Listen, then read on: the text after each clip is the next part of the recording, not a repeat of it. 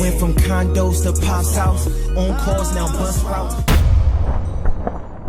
And one thing I can say about you, brother, you know how to break things down into little pieces to fully gain an understanding of what you are explaining, and I appreciate that when it comes down to it, because I think it's important what you're doing, and I think people have to really understand not just I see greatness, but understanding each step of why, like you said, I'm going to Africa. This is what I want to do. This is what I'm building. This is what I'm working on.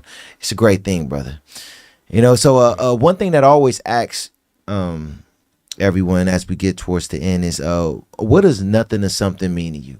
Gosh, I love that question. Nothing or something means to me that you have the ability to create. That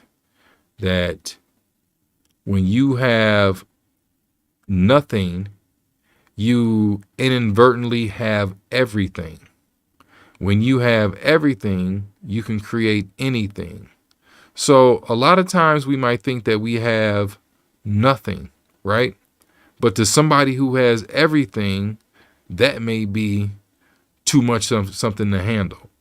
So when I stripped myself and said, you know, I'm coming out to LA, I came out here with nothing. It gave me opportunity to build something.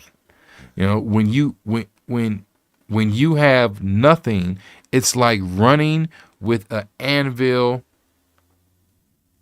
that is connected to you.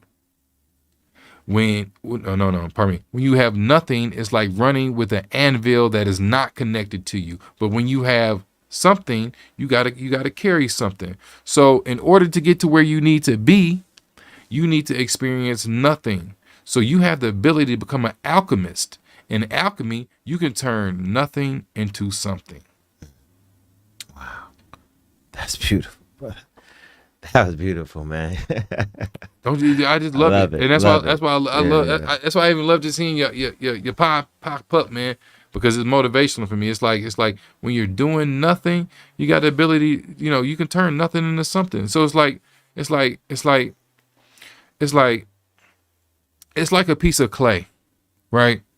You can give a piece of clay to a kid, or you can give a piece of clay to a master sculptor, right? The master sculptor is going to sculpt that piece of clay into a figurine or an object or something, and can sell that for endless amount of money. Right? A kid can go do the same thing, and you can mix both of them up somehow, and they're going to both have value to two different people. So both those people can turn nothing into something and still create value. Beautiful. Yeah. That's Love it. I love it. Love that breakdown, brother. I'm Love it. I'm proud of you, man. I'm proud of your podcast, Appreciate man. you. I'm proud of the work you do in the community. You know Thank what I mean? you. I'm proud of your consistency.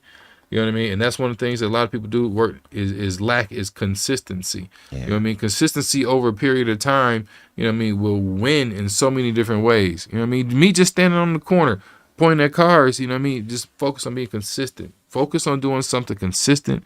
Think about the long run, your current situation, not your only situation, and just keep moving forward. I see greatness in you. Beautiful, man. I love that, brother. Being consistent. I try to say that all the time. I always say you don't got to be the best, but the one who is the most consistent is going to win every time, you know? So that was, I love how you said that, brother. A lot of, man, hey, we are like minds, brother. I know. We are like minds. I've been doing any shout outs, man, or last words, man, before you get up out of here, brother? Gosh, you know what? Shout out to my team greatness. Shout out to my fam back in Detroit, man. Shout out to my Meta H2O. Shout out to my first family.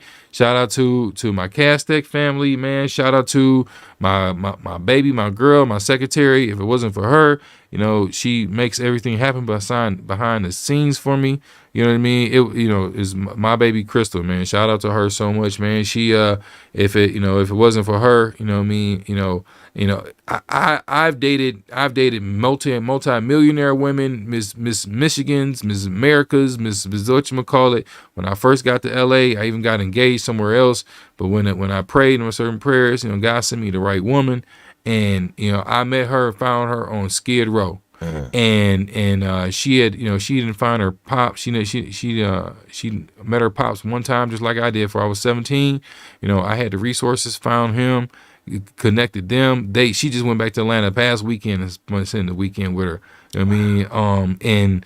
And she has been my rock. She has been my so definitely shout out to her.